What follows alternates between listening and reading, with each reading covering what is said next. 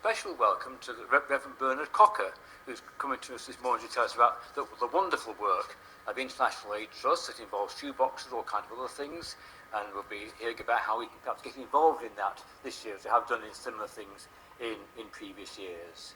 I was going to welcome the children. David's here, but no children, so he's having a peaceful time. Young people, I can see Annabelle there. Oh, and I can see, the most important of all, I can see Bobby. So there we are. He's got a pale blue mug, obviously indicates he's a Man City supporter. But anyway, welcome. Good to see you all here this morning. And also welcome to anybody who may listen to the recording of this in the next few days. A few things to mention very quickly.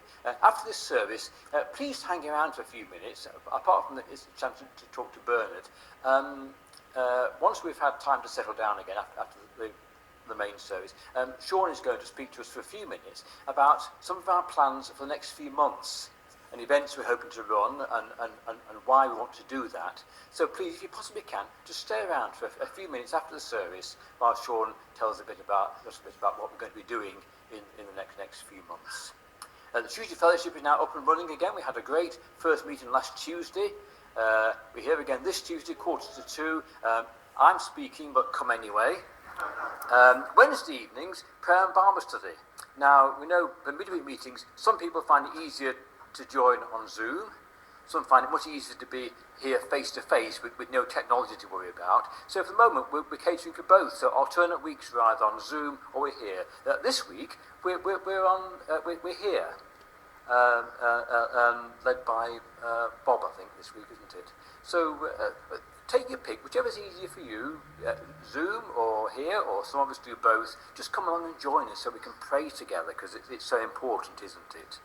Next Sunday, we're looking forward to a visit from Andrew Colclough from the Slavic Gospel Association. We support one of their workers in Bosnia, so come along and hear all about that. And finally, the grub tub out there is looking very empty. There's still a great need for please burst in just a bee and the cloud as he shares with us. Lord, we know that we will be encouraged as we hear about this wonderful work, but Lord, may he also be blessed in sharing with us. We pray, Lord, that later on as we hear from Sean about plans for next few months, that Lord, we commit all those to you. Lord, we just want to do your will and to find ways to share with people around here the good news of Jesus. Lord, we need your help with that and your blessing, and we commit those things to you. Lord, we to those.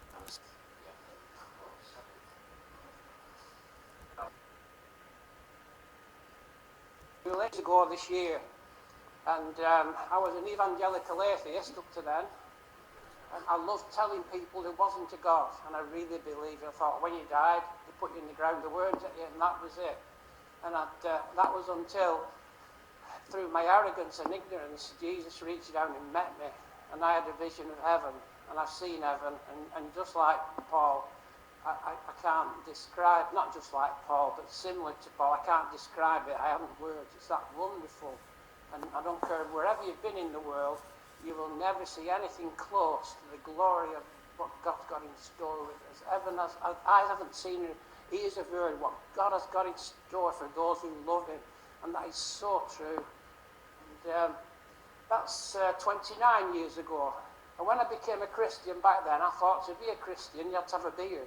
And I didn't photograph, and he'd been in there since the age of 4 all his life. It was a mental institution in Belarus, hidden in the forest away.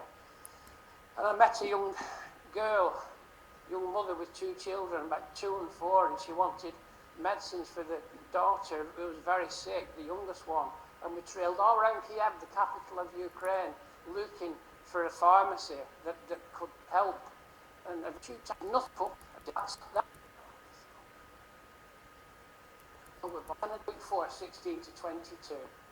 And it's the first recorded time that Jesus spoke in the synagogue. And he read from the prophet Isaiah. And this was Isaiah was prophesying about the coming Messiah 740 years before Christ began his ministry. And Jesus was reading that in the synagogue.